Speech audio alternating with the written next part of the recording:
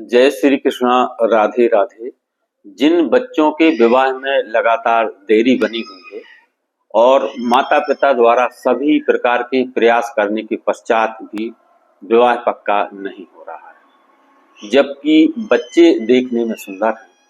पढ़े लिखे हैं और करियर भी अच्छा है, पारिवारिक पृष्ठभूमि बहुत अच्छी है, इसके पश्चात भी विवाह में अनावश्यक विलंब हो रहा है। माता पिता द्वारा हर प्रकार के उपाय भी किए जा सकते हैं, तो जाहिर है कुंडली में कोई ना कोई ऐसा दुर्योग बना है जिसके कारण से विवाह में बाधा उत्पन्न हो रही है। तो ऐसे बच्चों के निमित्त किसी भी शुक्ल पक्ष के गुरुवार को किया जाने वाला यह सरल और अचूक लेकिन चमत्कारी उपाय हम लेकर आए हैं, जिसे माता पिता अपने बच्चों के शीघ्र विवाह के लिए कर सकते हैं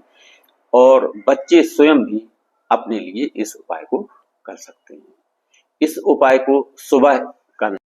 और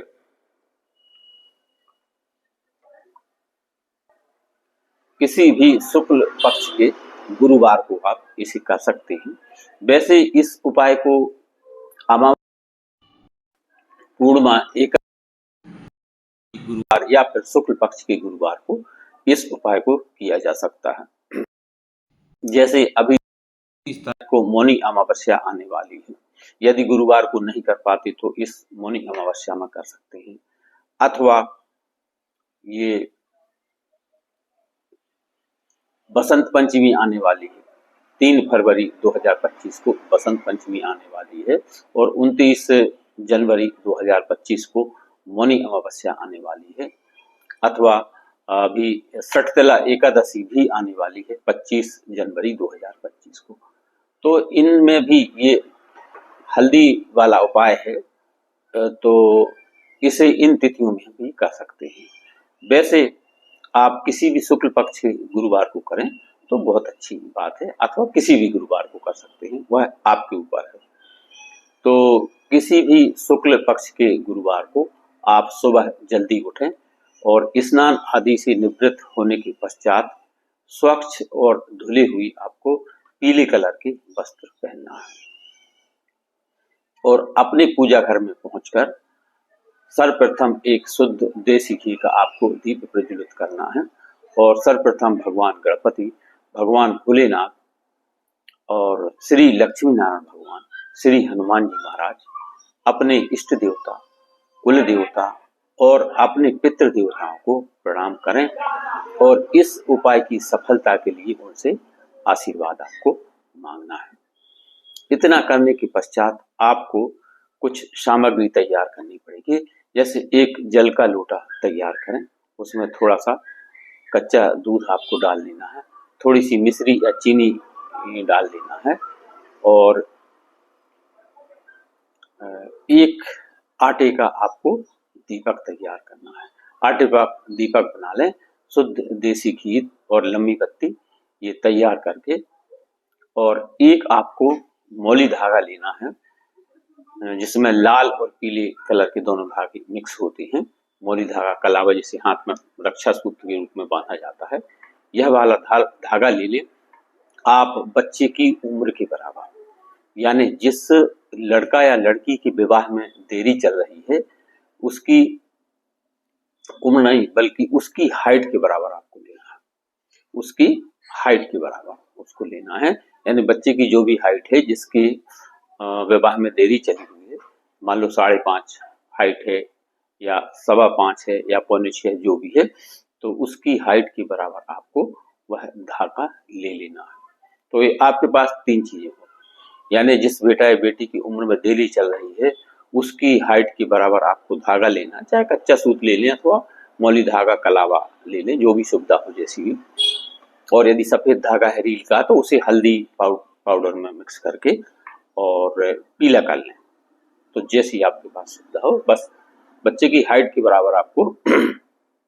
वह धागा लेना है। एक शुद्ध देसी घी का आटे का दीपक तैयार करना है आपको, लंबी बाती वाला, और 1 लोटा जल। तो जल मीठा होना चाहिए, थोड़ा या तो गुड़ की डली डाल लें, चीनी या मिश्री डाल लें, थोड़ा सा कच्चा दूध वगैरह उबला हुआ,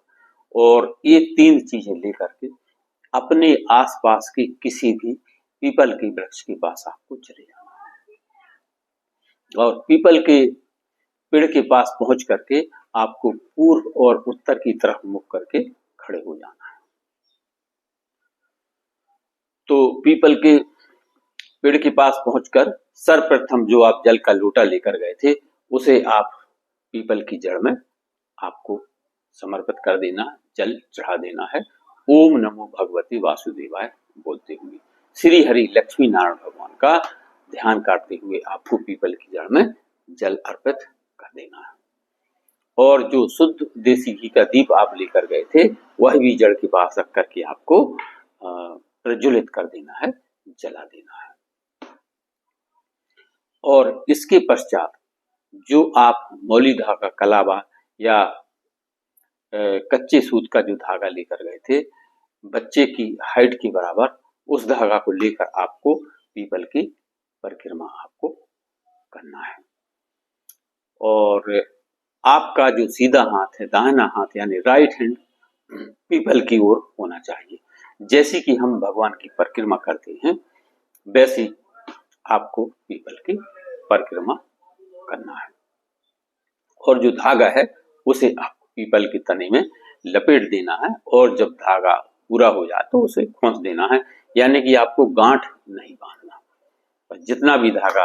उसमें राउंड लगे उस पीपल के तने में आपको खोस देना है। इतना करने के पश्चात अपने आप को श्री लक्ष्मी नारायण भगवान से,